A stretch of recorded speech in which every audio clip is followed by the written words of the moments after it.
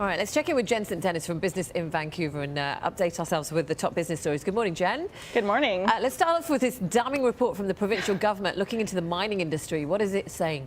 Yeah, that's right. I was trying to figure out what exactly I was going to say from this report because there's so much in it and so many examples of how the government has really failed to properly monitor and enforce its own regulations on mines. So let's just take the Mount Poly mine disaster as an example because it's probably pretty fresh in most of our minds. That's where a tailings pond failed and spilled all of this toxic wastewater into a nearby lake. Well, the Auditor General says, that's an example of where the government was supposed to be doing geotechnical inspections once a year. That wasn't happening. Another example is an expansion of a coal mine in the East Kootenays where the ministry actually rejected that expansion, but Cabinet approved it. And she said that was totally unprecedented and that Cabinet did not properly explain its reasons for doing that.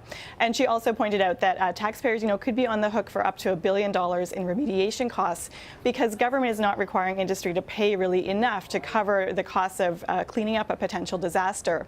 So she's really suggesting that an independent compliance body be created. Now, she says that the province has already rejected this. Now, in a press conference yesterday, Energy and Mines Minister Bill Bennett said that he was actually open to considering that. It didn't actually seem that thrilled about the idea, but did say that changes obviously need to be made. Right, okay. And house prices are back in the news this morning. And we usually talk about people who are trying to get on the property ladder, but, I've been having a lot of conversations from those that are in the building trade, new builds, buying lots, that kind of thing, and they're just wondering when the market is just going to steady off and balance out, but we're not seeing signs of that this morning. That's right. I have actually been having the same conversations with people who are in the building industry. I'm going to have a story coming out next week. You can take a look at that at BIV.com, but yeah, they're also caught up in this crazy market and it's getting harder for them to actually make a profit on some of these properties.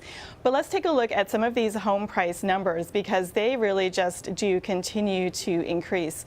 Especially in Greater Vancouver, we see for single detached homes it going up 30% this April compared to last April. But then even in some of the suburbs, it's going up even more. In Richmond, a 38% increase. In Tawasin, a 41% increase.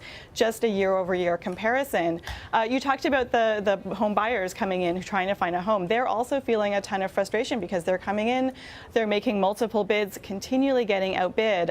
It's just a really crazy market for everyone who's in this industry. Even realtors really struggling to all compete with this just extremely hot market. Absolutely, especially when those bids are going over the asking price. So you simply don't know where you stand when you're making that bid and how far are you going to go and what can you you really have to think about what you can actually afford and how you're going to do it. So. All right, Jen, thanks so much for that. Thank you.